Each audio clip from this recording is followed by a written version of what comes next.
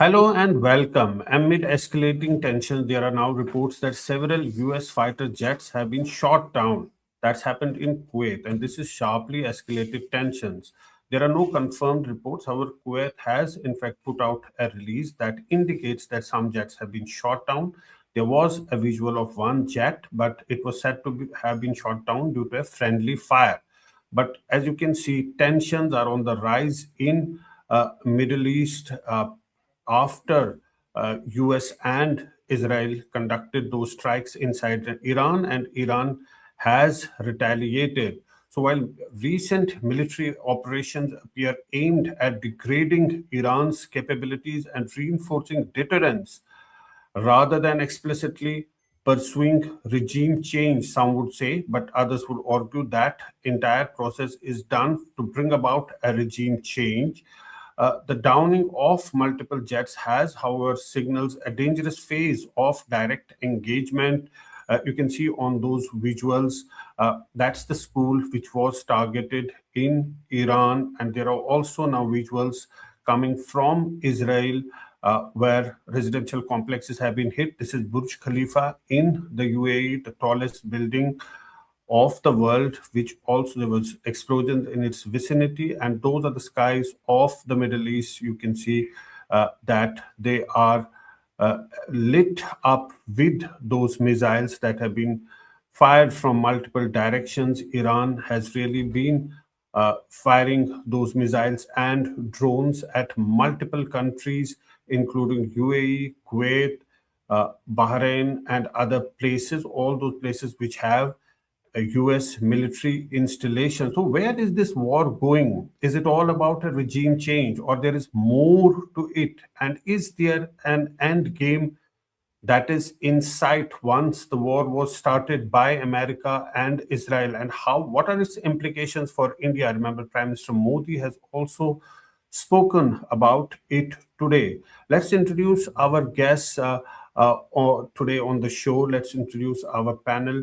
We got joined by an eminent panel. We're joined by General Dhruv Katoch. Welcome to Mojo Story, sir. And we're also joined by Ambassador Dilip Sinha.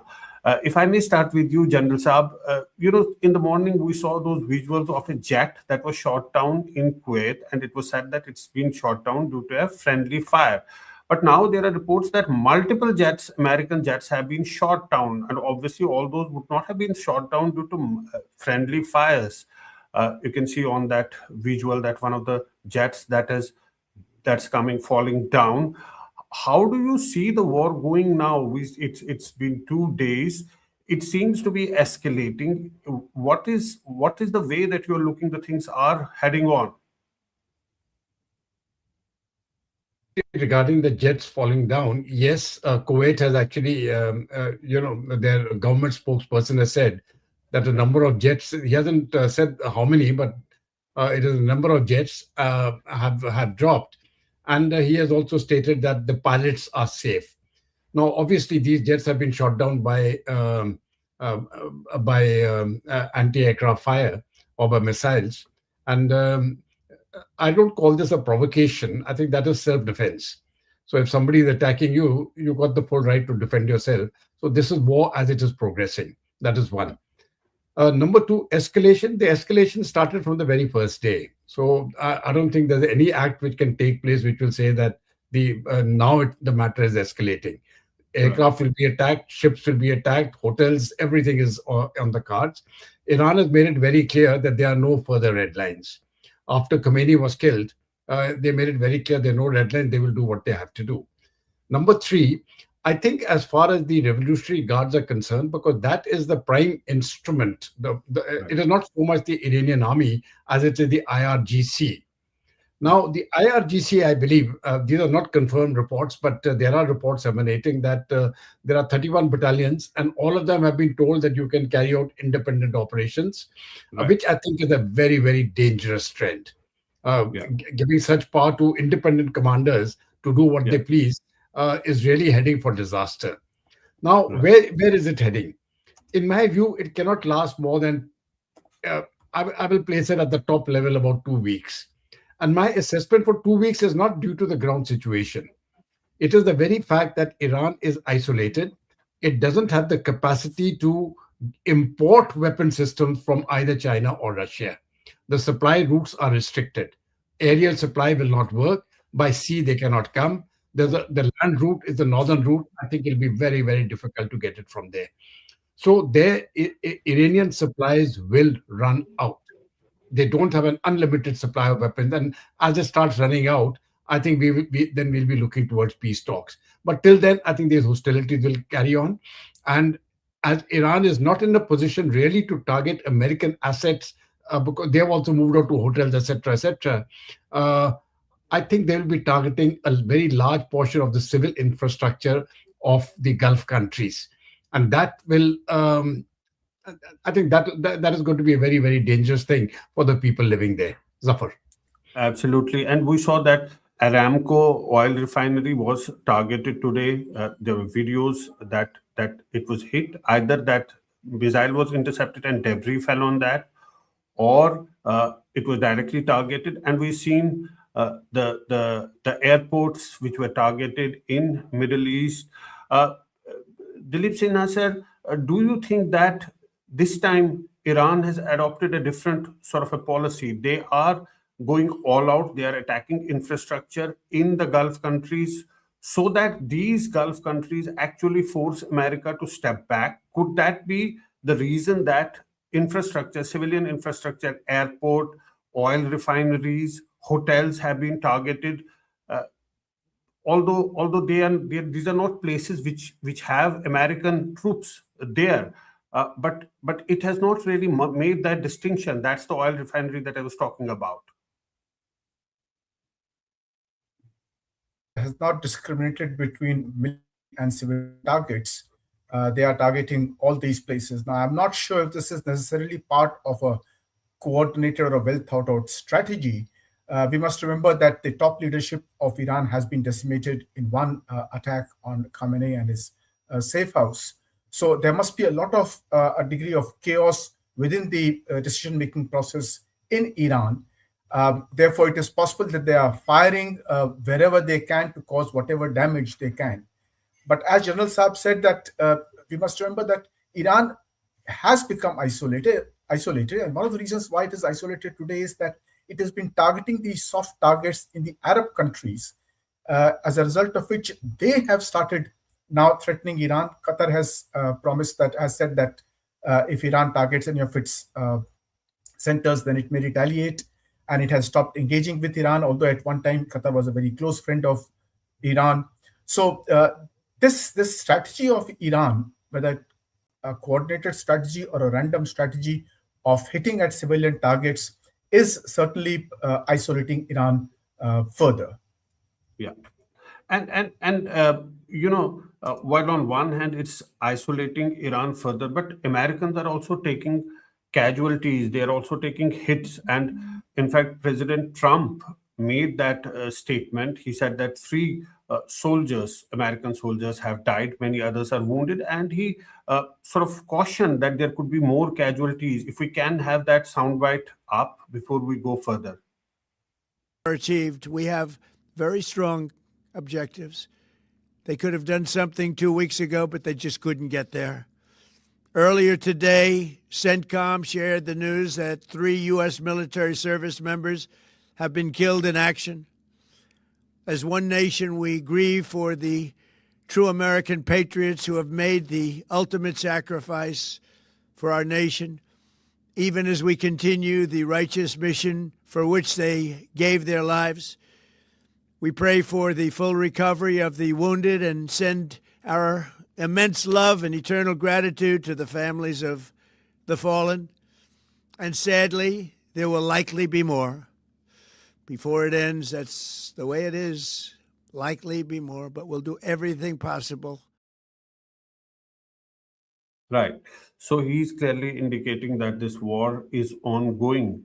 But is there any end game? Do you think that Americans have a clear objective?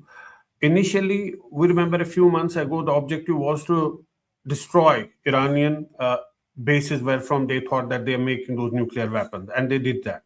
But today, it seemed that the objective is regime change. But that may not be possible because Iran is not Venezuela. It has a layered system. It may not be possible to carry out a regime change just by, removing Khamenei from the picture. Ambassador Dilip Sinha, this may be a long drawn affair now. Do you think that Americans have an end objective, or they will exhaust Iran and then perhaps bring them to the negotiating table and have a regime of their liking there in place in Iran? Well, the objective of this in attack was clearly regime change, Yeah. because in June last year, President Trump had declared that he had obliterated Iran's nuclear capacity. Now, obliterate Yeah. means destroyed completely. Yeah. So, if at all a nuclear program has been resurrected by Iran, it would be in a very nascent or elementary stage at the moment. Now, the Mm. attack that took place in which they killed the top leadership of Iran was an opportunity that Israel and the Americans seized on to destroy the top leadership. And if you look at the speech of President Trump that night at 2:30 that he released, um, he appealed to the Iranians to rise and said, "This is your opportunity to rise against your regime." So the aim of the attack was to kill the top leadership and then hope that the Iranian people would rise against the regime. Now that hope has been so far belied. The people have not risen against the regime, and the regime has been able to come together. They've been able to get a process in which a supreme leader, at least a replacement of the supreme leader, has been elected. The president seems to be there, and there are other those people who have survived, the foreign minister, Mr. Larijani, etc. So they have activated the government. So to that extent, it appears that the American immediate strategy has not been achieved. Now they can only hope that if the war continues for, let's say, another week or 10 days or 2 weeks, as General Saab said, then Iran's capacity to retaliate will be destroyed, and then Iran will be forced to come to the negotiating table. Right. And General Katoch, rather than forcing a regime change in Iran, hasn't it gone the other way around? Because Khamenei, many has said that he's become a martyr now. He's become more dangerous for America in his death rather than when he was alive, because it has brought together the Iranians. It has, rather than having them look for a regime change, it has brought about a wave of sympathy and brought them together in favor of Khamenei.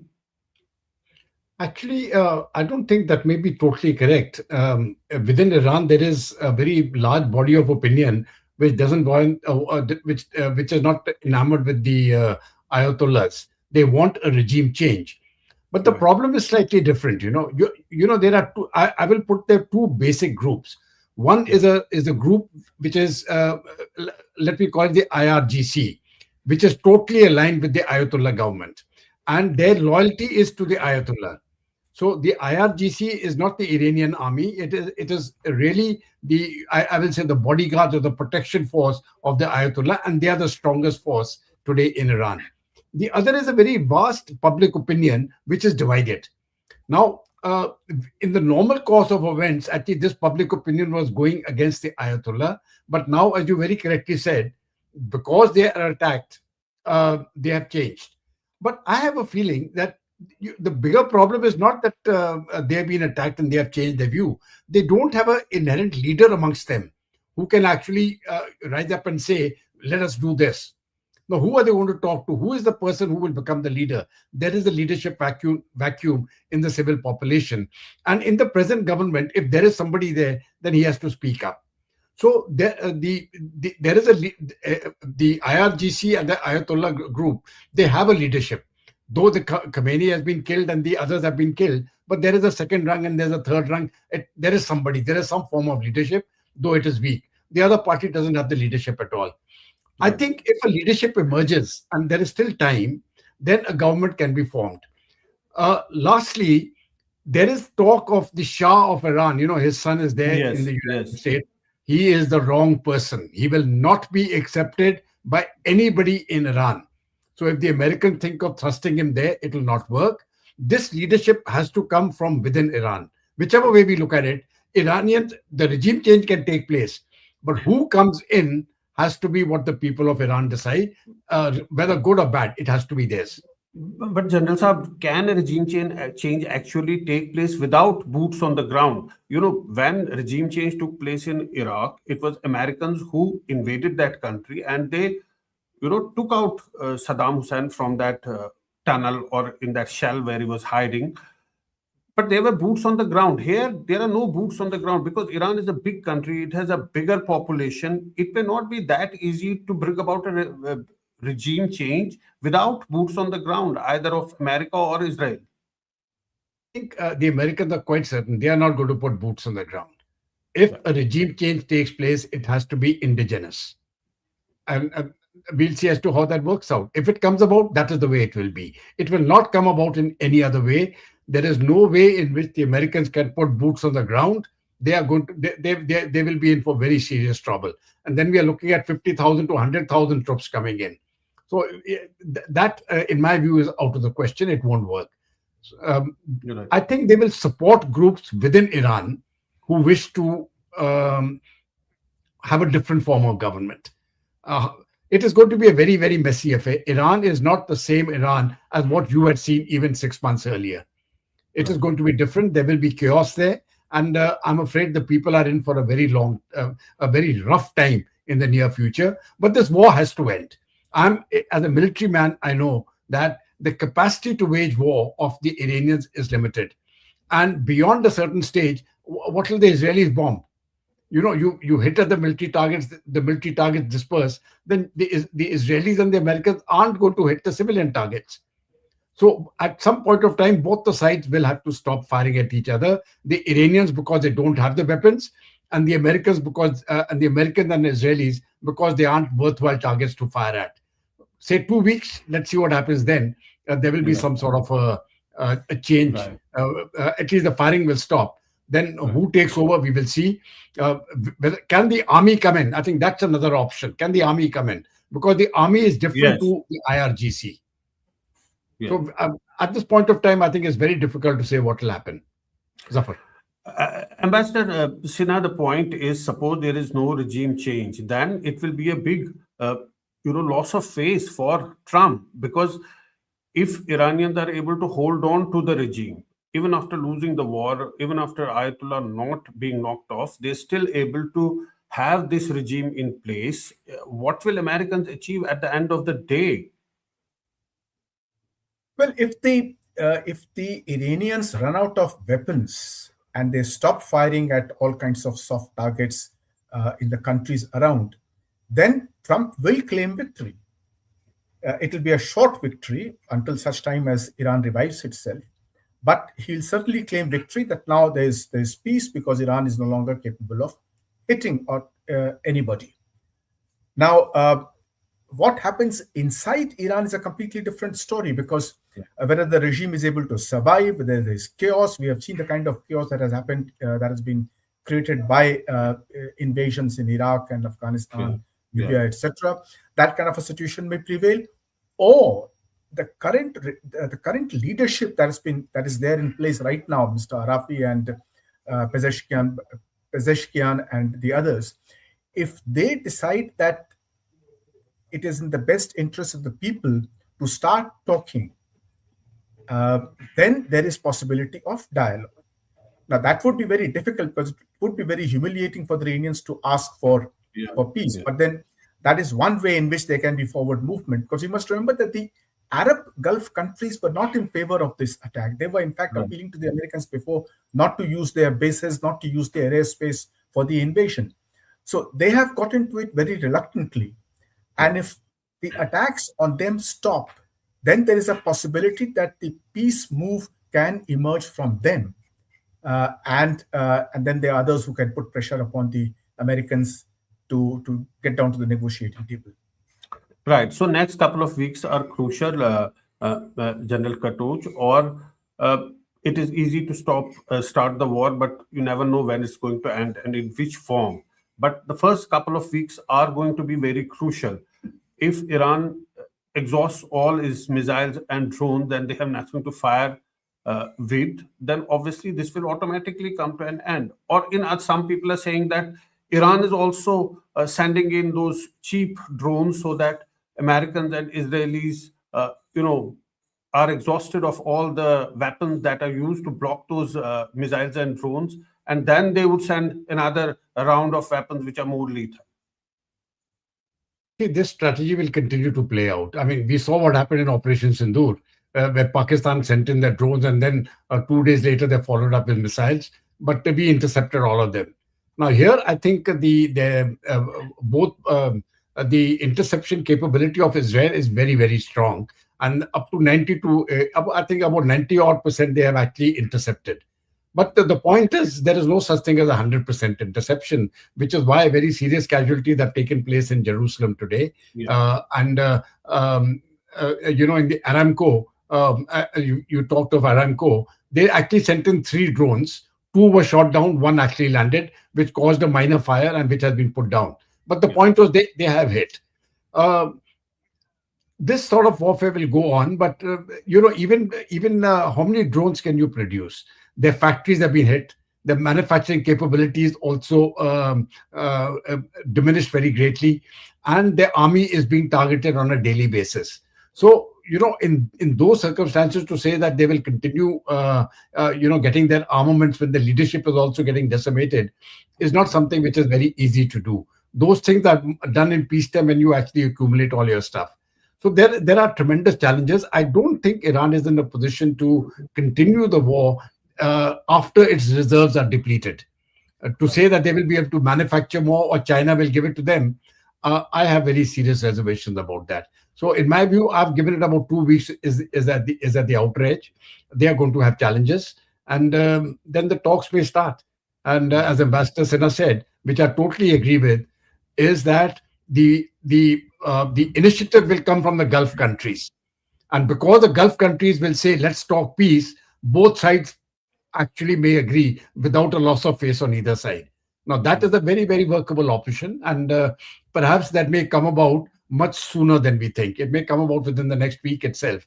But on their own, I agree with the ambassador again. For the Iranians to ask for peace talks, that is going to be a very, it's a question of face. And all of us in the Asia, we're very conscious of that face angle. Yeah. And the Americans obviously are not going to ask for it. The Americans have told them, come and talk, we'll talk to you anytime. So the American offer to talks is open. The Iranian offer is, the Iranians are not very keen. But Yes. if the Gulf countries put pressure, then I think there's a possibility. Right. And Ambassador Sinha, how will India be looking at this entire situation that's developing? It's a tough situation that is emerging in Middle East. There is a war. There's involvement of so many countries. Prime Minister Modi was in Israel just 2 days before the strikes took place, and he's also spoken to Prime Minister Netanyahu. In fact, he's also given a soundbite and said, given his thoughts about the situation that India believes in peace and dialogue. Let's first hear that soundbite before Ambassador Sinha can respond to our question. Paschim Asia की वर्तमान स्थिति हमारे लिए गहरी चिंता का विषय है। भारत डायलॉग और डिप्लोमेसी के माध्यम से सभी विवादों का समाधान का समर्थन करता है। इस क्षेत्र में मौजूद सभी भारतीय नागरिकों की सुरक्षा के लिए हम सभी देशों के साथ मिलकर काम करते रहेंगे। Right. So you heard it, Ambassador Sinha. How will India be looking at the developing situation in Middle East? With great concern. The last thing we want in that region is war. We have a large diaspora. It's a major export market, a source of our oil. Any disturbance there of any kind affects all these 3 factors, and a war affects everybody. So we definitely want that the war stops, at least the firing that is coming in, this random firing of missiles at civilian targets in the Gulf countries, that must come to an end. And of course, a longer term solution through dialogue would be what we would want. Right. And General Dhruv Katoj, the point is that nobody knows what's going to happen. We can all make intelligent guesses that this is what's going to happen. It may continue for a couple of weeks, but it's a war. Nothing can be said with certainty. The fact is that, as Ambassador Saab was saying, there's so many Indians are in these Gulf countries. It is a source of fuel, source of oil. India has very good relations with Israel. It's a tightrope walk. So India is must be very looking at the situation very carefully right now.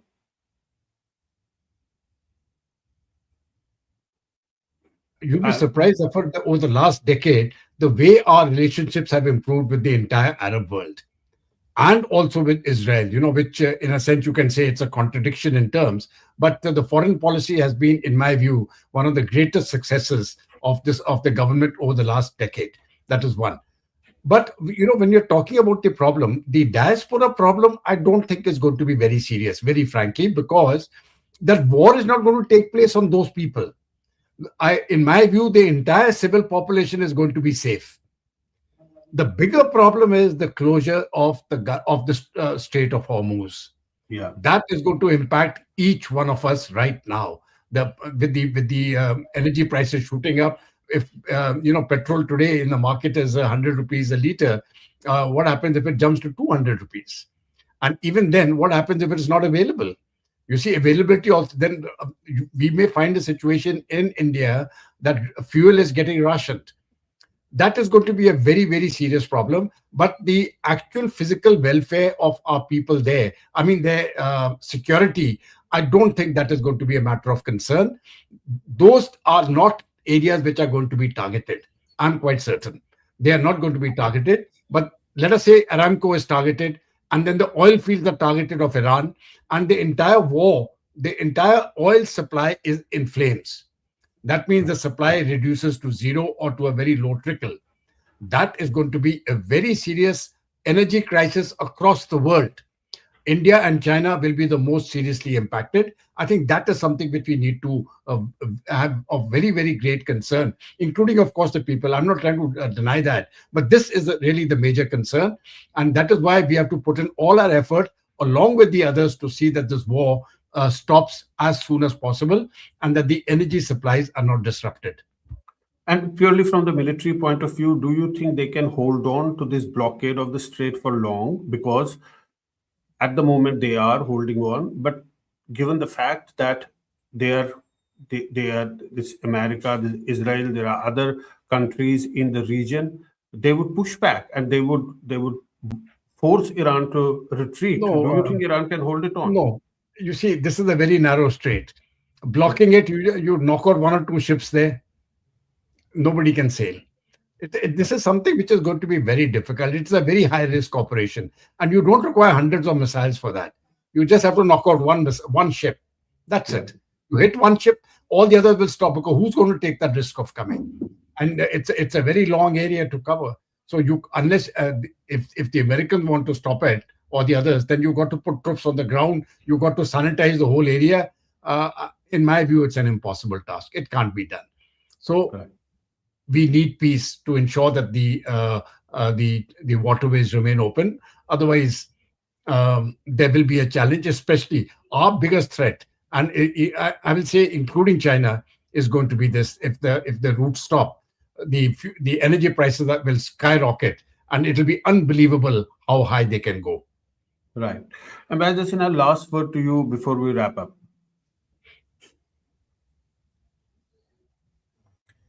This invasion has brought about two very interesting developments. One is that NATO, which had gotten into all kinds of problems, has is once again showing signs of reuniting. Britain has offered its bases, France, Germany, they've all offered support. So that fissure within NATO seems to be healing, but for how long we don't know, because there will be pressure from them on the US to stop this war.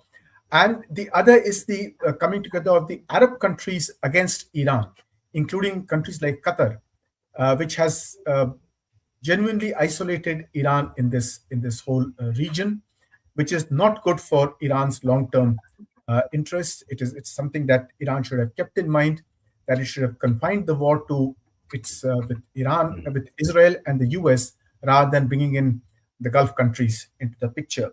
But this is the way things are working out right now. It is certainly a very difficult situation, and the world has to come together to try and bring this war to an end. Yeah, indeed, it's very important to bring this war to an end. There's so many countries it's involved, it's spreading to other regions, and it will impact not just the neighborhood but the entire world. Thanks so much, Ambassador Dilip Sinha and Major General Dhruv Katosia, for joining us today and for sharing your views. And thanks to our viewers for watching the Mojo Story. Thank you. It's great to see you here. Thank you for watching our work. If you haven't subscribed yet, don't forget to click the bell icon and subscribe to Mojo Story and support independent, robust journalism.